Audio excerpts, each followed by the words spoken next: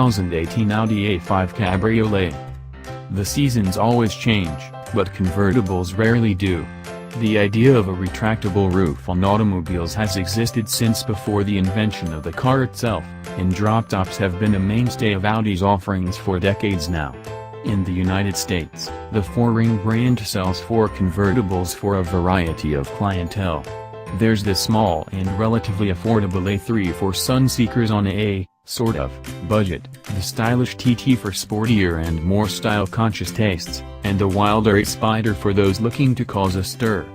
Think of the mid-level A5 and its S5 sibling, then, as Audi's Goldilocks cabriolets, not too big, not too small, not too expensive, but not too plebeian, either. And yes, the A5 is just right. Like the A5 Coupe we tested earlier this year, the newly redesigned A5 Cabriolet sets nary a tire wrong, being exactly as polished, swift, and refined as we've come to expect from modern Audis, only with the extra joy of open-air driving to sweeten the deal. Grip galore. For starters, the drop-top A5 is a performer. An extra 360 pounds compared with the Coupe dulls the Cabriolet's acceleration somewhat, increasing the 0 to 60 mph time from the Coupe's 5.0 seconds to a less spry 5.6. But the A5 Cabriolet still turned in a sports car-like skid-pad figure of 0.96 grams and a short 145-foot stop from 70 mph, beating out its hardtop counterpart by 0.03 grams and 7 feet. The two A5s wore different tires, with the convertible riding on Hankook Ventus rubber and the Coupe on Continental Conti Sport contacts, but both are nevertheless mighty impressive at the track. Those cornering and braking numbers from this base, four-cylinder A5 even outstrip the more performance-oriented Mercedes-AMG C43 Cabriolet, although that car competes more directly with the 354-horsepower, V6-powered Audi S5 Cabriolet. While the S5 would give the turbocharged six-cylinder C43 a better run for its money in stoplight drag races, given the snappiness of the A5 2.0T's turbocharged inline 4 and 7-speed dual-clutch automatic transmission, we'd think twice before spending the extra $12,700 for the S5. Audi's expert chassis tuning also means that the A5 is able to balance its performance with a genuinely relaxed character, appropriate for its mission as a luxury drop-top that most owners will use as a fair-weather daily driver. Its ride quality is plush and composed, and the stiff structure never quivers. Even in the firmer dynamic driving mode, and despite our test car's larger 19-inch wheels, 18s our standard harsh impacts rarely penetrate the cabin. Wind in your hair. Thus far, Audi has stuck with traditional soft-tops, presumably to save weight and to ease packaging versus the retractable hardtops some competitors favor. The A5 Cabriolet's cloth top does a good job of insulating the cabin when raised, with only a small amount of wind noise noticeable on the highway. Lowering the top is a 15-second affair that can be done at speeds up to 31 mph when folded. The roof occupies a bit of space in the trunk, shrinking cargo volume to 7 cubic feet, from 9 with the top raised. Audi offers a removable wind deflector, but we don't think it's really needed given how well the car controls wind buffeting without it, even at highway speeds. When installed, the deflector prohibits use of the rear seats, which are generously sized for a compact convertible. They can easily accommodate two adults for short and medium-length trips. If pressed to come up with criticisms for the A5 Cabriolet, we might throw some stones at its staid looks, which we consider a step backward from the previous generation's clean and classic design. Audi has given into the current trend of ostentatious grilles, making the front end look overwrought, while the profile and rear end are nearly indistinguishable from those of the previous A5. Our test car's sober floret silver paint didn't help counter the A5's tendency to blend in. More distinct hues are available, but none will give the A5 the same street presence as Mercedes-Benz's stylish C-Class Cabriolet. Worth it. The A5 Cabriolet's goodness also doesn't come cheap, with the convertible costing nearly $7,000 more than the coupe. Our prestige trim-level test car was loaded with extras, including the $1,800 driver assistance package, $1,000 adaptive dampers, the $2,100 luxury package, and $1,050 19-inch wheels, pushing the total to $65,050. At that price, we can't help but start thinking about one of our other favorite drop-tops, the Porsche 718 Boxster, even if that sporty two-seat roadster isn't exactly a fair competitor for the cushier, four-passenger A5.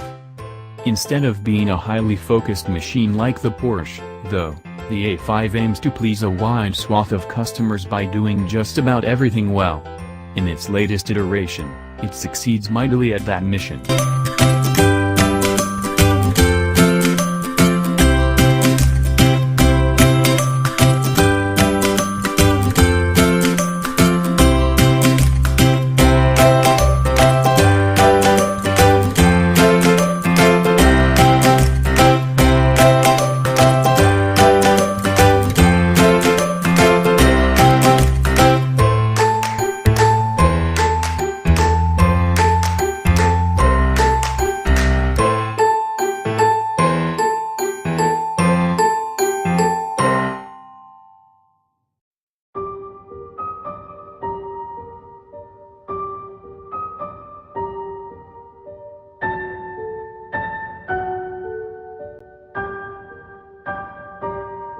The 2018 Kia Stinger GT 3.3 AWD.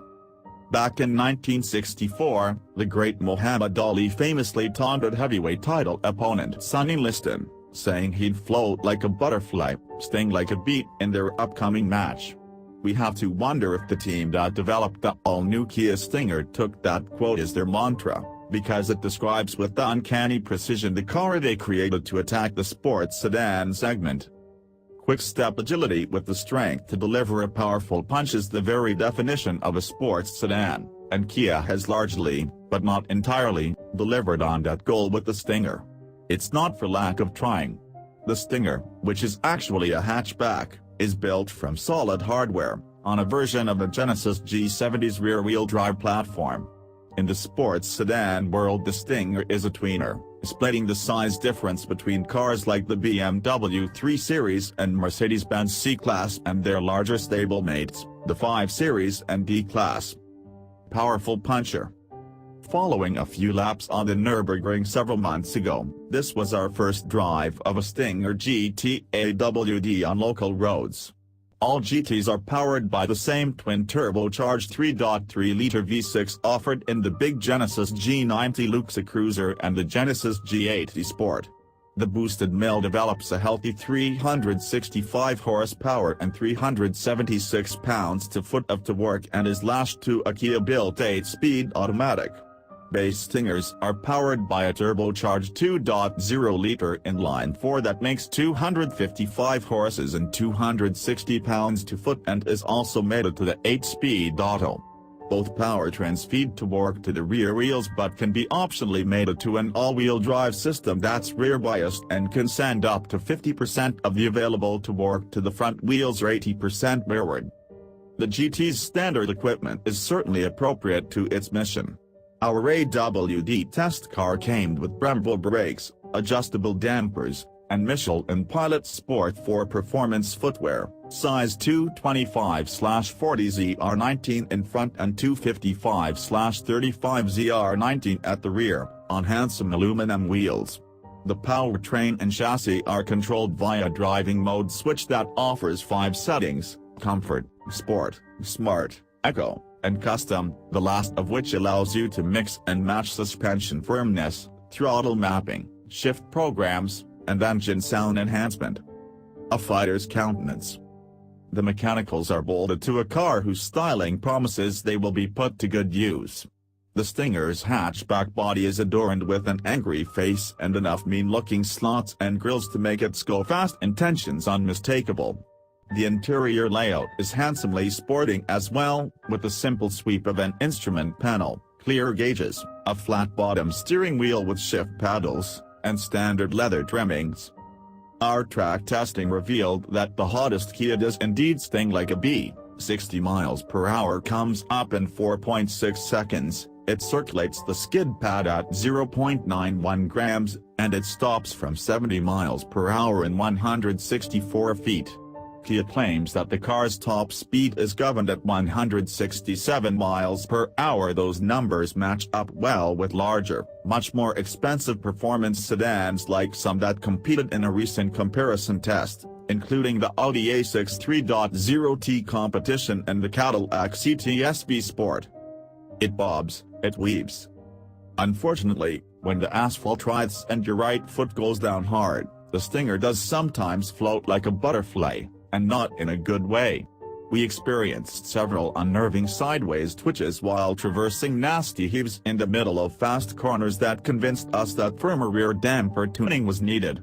Despite the car's adjustable shocks and multiple driving modes, we couldn't find a setting that endowed a Stinger's chassis with the poise and feedback that cements the driver-car connection. What's more, the throttle was too jumpy in sport mode for smooth mid-corner power applications, the transmission was slow to respond to calls for downshifts from the steering wheel paddles, and the engine sounds merely ordinary in its upper rev range. If the Stinger's footwork isn't honed to a razor's edge, it has another way to deliver a roundhouse punch to the performance sedan segment: Kia-style value. The Bass rear-drive GT comes with all the good stuff, including the twin-turbo V6, big tires, and Brembos, for $39,250. All-wheel drive adds $2,200. Our test car, however, had the full boat GT2 trim package, which loaded it with everything from active safety gear to Nappa leather and boosted the sticker to $52,300. At that price point, there are other attractive sports sedan alternatives. Restrain yourself on the order form, and Kia's Challenger hits much harder against smaller, more expensive driver's sedans from Germany, Japan, and America. The Stinger may not be quite ready to steal the heavyweight sports sedan crown, but its value is a knockout.